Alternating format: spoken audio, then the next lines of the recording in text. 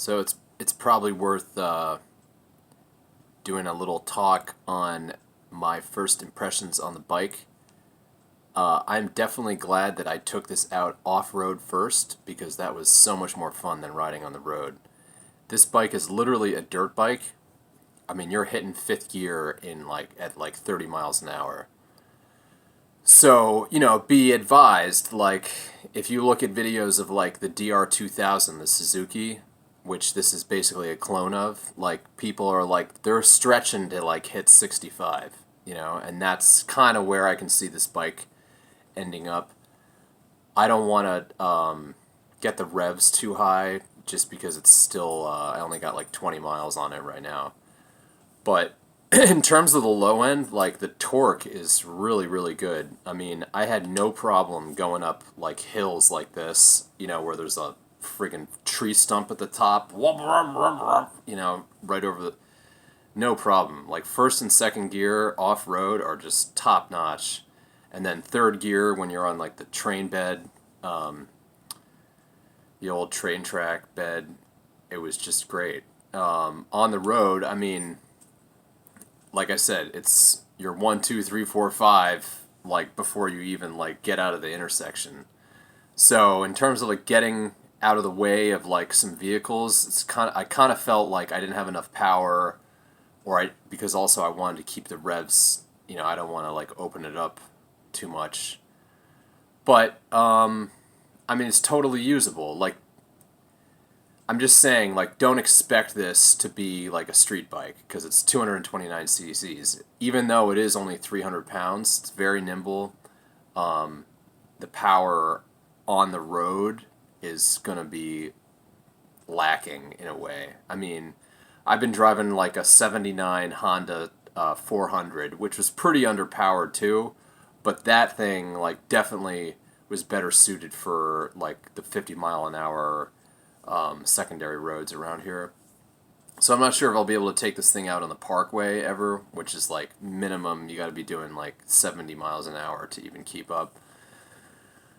But I am much more interested in driving this back and forth to work where I'm doing 35, 45, and then going with my buddies off to these pits and these trails where these are old train beds that back up to the road, and just I got a plate on it, just straight down and take a ride. So that day on Sunday was just the best. I mean, it's just a whole new world out there, like this is not a commuter bike. This is a bike that's street legal, that's really a dirt bike, And here's the cool thing, even my friend who got on, he took it for a rip, he's got a $10,000 Yamaha dirt bike that he was riding, and he's like, dude, he's like, the suspension's it's like a yacht,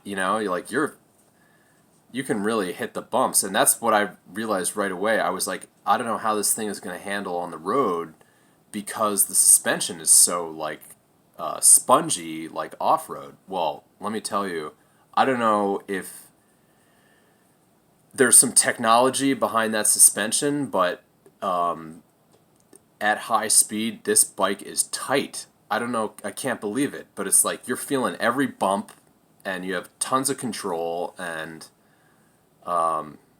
so it's kind of blows my mind.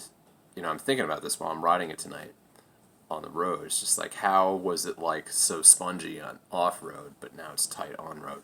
So that is really cool. The lights, it's actually so my first rip was at night, stars are out, but the headlight is great. I mean, I didn't really even have to, I'm not even going to really adjust it. High beam is really nice for along when you got a stretch that opens up. And the turn signals are LED, so they're super bright, which is really nice because that's what I'm always worried about. Is making a left-hand turn. It's people don't see you stopped, but you got those nice LED blinkers on. That can help, and so the lights are great. Yeah, Yeah, I mean, in terms of like the drivability right now, like the carb still is kind of like acting a little funky. Like it did, so like when I first started it, there's a video of my first start. Like I had to hold the throttle open. I was at full choke and I had to hold the throttle open to get it to. And even now, I still have to do that. It won't start with the choke off, so I have to put the choke up and just hold the throttle open a little bit and just warm the motor, and then I can drop it one choke down and like, and then I can as soon as like I get it all the way down, when it's like more after a minute or two of holding the throttle, then it will idle, and I'll let it idle, and it does have that adjustment screw on the side of the carb, which is in the manual, and so you turn it in to raise the idle up. I've got mine like basically all the way in. So I'm gonna run like a few tanks of gas through this thing just to make maybe the carb will kind of figure out what's going on before I start like twiddling knobs. I mean, I think this thing is going to be super fuel efficient. Like I've got, like I said, 20 miles on it, and the fuel gauge is still above the F. not not that, but it's a 3 gallon tank, so it's like, I mean, what is this thing going to get? Like 60 mpg, 70 mpg? Like, I mean, it's really cool. But like I said, this is a dirt bike that is street legal, so think about it that way when you're, don't expect this thing to be, like that's when I'm on the road, I was definitely like, man, some people would be probably really disappointed with the amount of power this thing has. Like, just like when you're on the street, you want to be riding a street bike. That is like my father-in-law's Ducati 900. Like that was fun on the road, right? But this thing was, I had such a blast out, in the woods, on the trails in the woods, and then in the sand. Like this thing, and that's the coolest thing, is that I'll be able to like drive somewhere, get there, and then tear around and then drive back. And the seats like thin. I felt like the shifters, like the shifter, it's like it's in further, like it's not out where like my stance of my legs normally would be. So it's like a thin bike, The seat's thin. It's a pretty comfortable seat. I do have those handlebar guards on. I'm gonna actually make a video of how I put those on, because there's no instruction manual that comes with this thing. You do have an owner's manual, which is kind of like a reference material. It's got some specs and stuff on it. It's got a wiring diagram in the back, but yeah, it's kind of like, it should be self-evident to any. I mean, the guy who put it together at work for me, he wanted to do it. I'm sure I could have figured it out, but he used to work at a motorsports, and he used to PDI all these Suzukis and stuff that would come in boxes. So he knew exactly, put the tire on. He knew exactly what to do.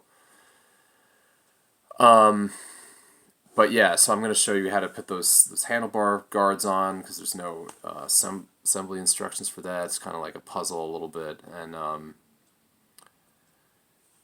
yeah, I mean, I don't know. I'm gonna put some miles on this thing. Put a few tanks of gas through it before I start messing with the carb. I mean, there is a little bit of. I noticed this when I was riding out in the woods too. Like, if you tank the throttle down under load and the RPMs are low, it will it's gonna kind of, it dives. And but I mean, if you know how to avoid that condition,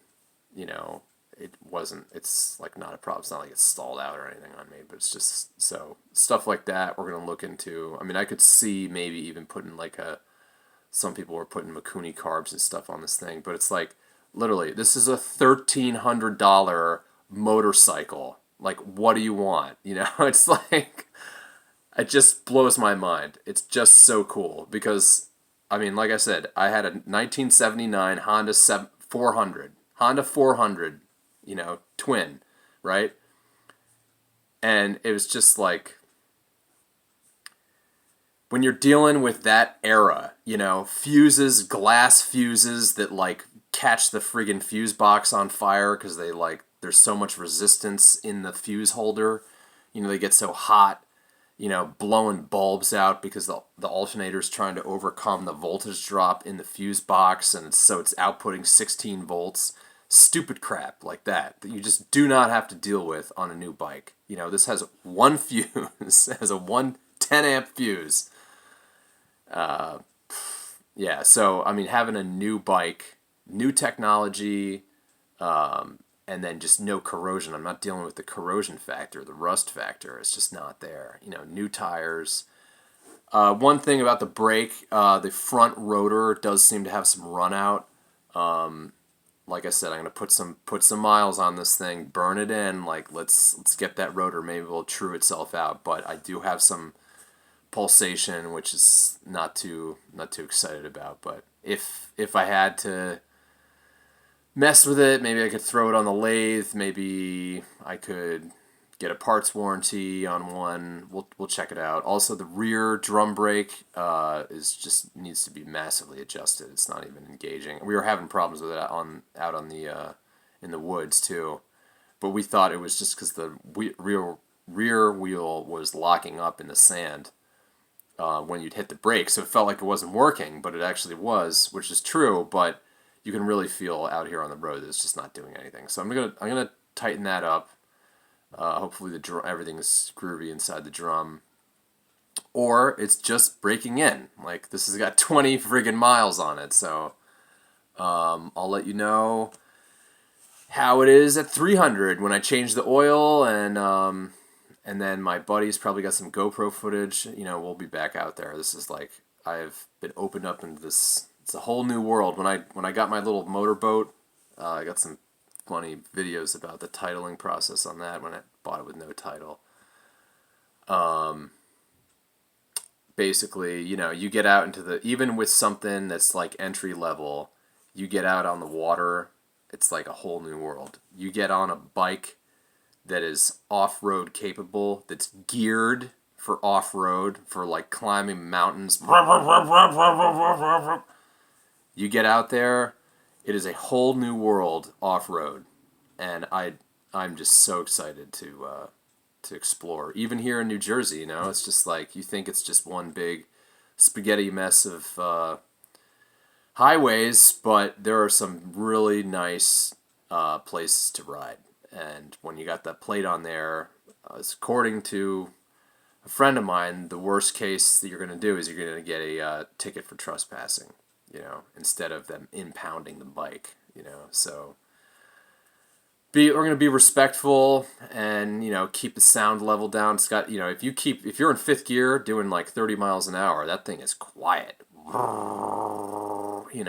I can go through these suburban neighborhoods around here, and I'm not going to bother anyone. So, good stuff. TBR7, Tao Tao. I bought mine from WMB Brighton, WM Brighton Wholesale Motorsports, Brighton, Michigan.